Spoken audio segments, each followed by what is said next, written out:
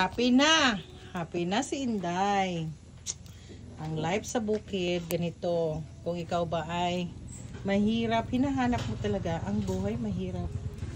Hindi ko lang alam, pero maraming mga taong gustong-gusto balikan ang nakaraan. Para sa akin, hindi ko nakalimutan ang buhay na kung saan ako nagsimula.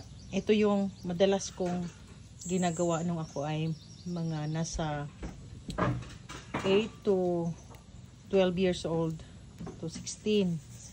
Na pagkagising ko, nagluluto na. Namumula ang mga mata dahil sa kakahuyop, nabasa yung kahoy dahil kailangan mong maluto kasi mag-school ka na.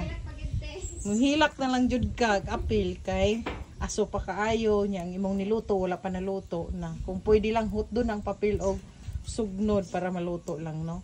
So ito yung buhay na gusto kong balikan. Kaya meron akong tada! Meron na akong lutuan sa gilid ng bahay, sa kusina. O diba? Ang kusina namin doon. Pero mas gusto kong magluto dito pagka-araw kasi at least magiging wais din tayo bilang nanay. O diba?